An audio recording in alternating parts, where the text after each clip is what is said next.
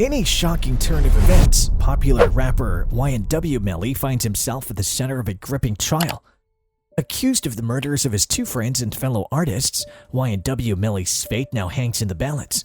With the possibility of facing the death penalty if found guilty, the once rising star's career has taken a dark and unexpected turn. So let's dive into this video today to unravel the details surrounding this high-profile case. Here we begin.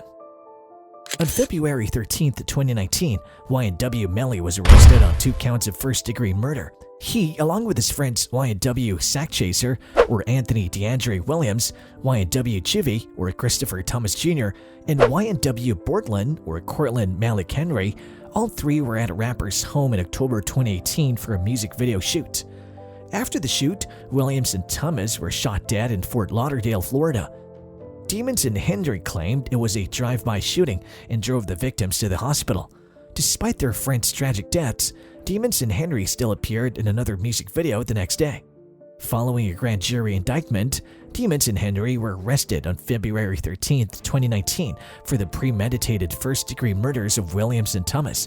Demons pleaded not guilty. At the time of their deaths, Thomas and Williams were 19 and 21 years old respectively. They were close friends with YNW Melly, as evident from Demon's deleted Instagram posts where he referred to them as his brothers. Rapper's history. YNW Melly, born in Giffords, Florida, had a challenging upbringing with a young single mother.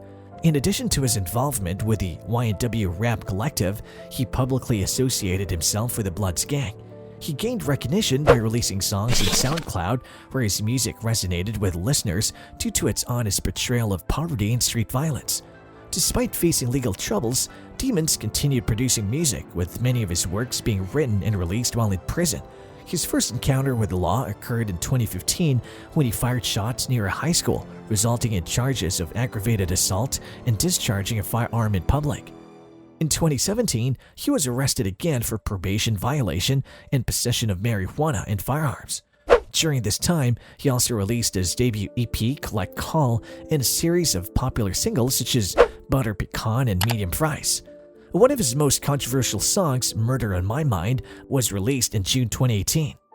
The second verse of the song reads, "Yellow tape around his body, it's a fucking homicide. His face on a t-shirt and his family traumatized. I didn't even mean to shoot him, he just caught me by surprise. I reloaded my pistol, cocked it back and shot him twice.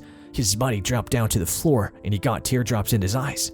He grabbed me by my hands and said he was afraid to die. I told him, it's too late my friend, it's time to say goodbye. And he died inside my arms, blood all on my shirt." The lyrics came under scrutiny after Demons was connected to the deaths of Thomas and Williams, as the song eerily describes a violent murder. Despite the song's content, it was written while Demons was incarcerated nearly 2 years before the tragic events.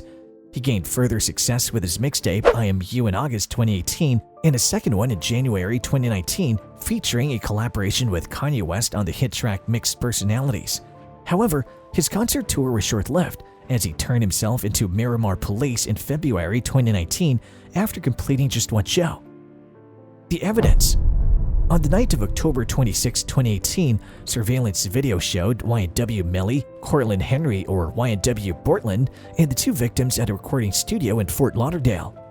They left together in a Jeep. Later that evening, a shooting occurred in Fort Lauderdale, and the police alleged that Melly, with the assistance of Henry, attempted to cover up the murder by making it look like a drive-by shooting. Additional surveillance footage revealed that Demons and Henry were at a Memorial Miramar hospital about an hour after the shooting with the 2 bodies in the Jeep. According to documents obtained by Complex and TMZ, Melly's booking report stated that Henry drove to an emergency room in the early morning hours, seeking help for 2 friends who had been shot in a drive-by. Henry told the police that a car pulled up on his driver's side and fired shots as he was leaving the freeway.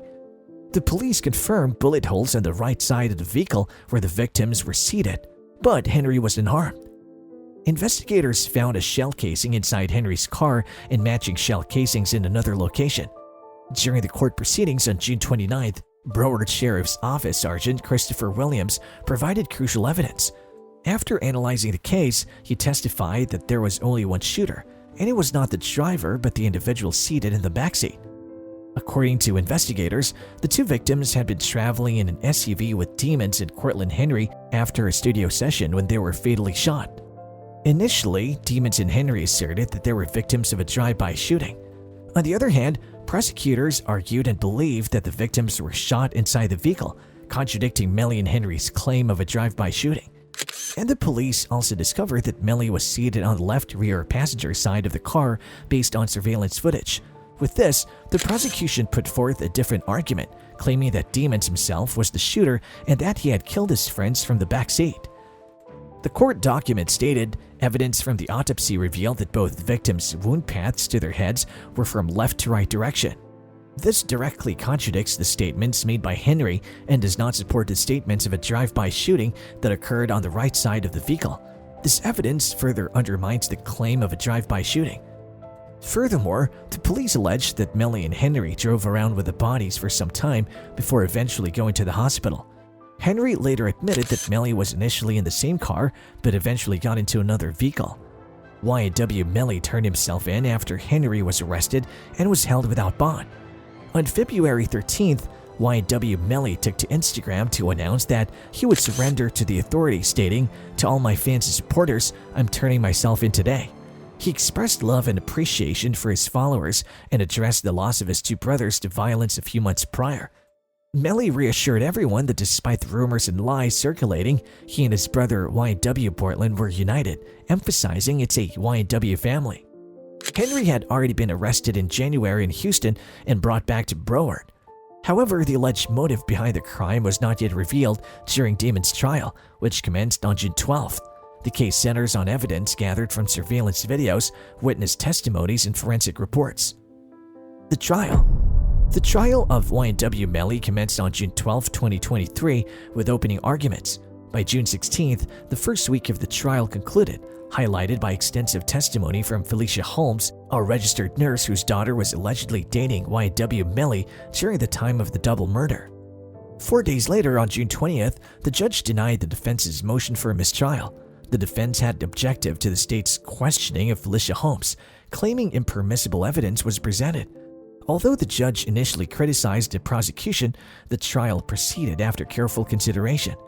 On June 28th, on day 10 of the trial, the prosecution presented evidence from a detective sergeant.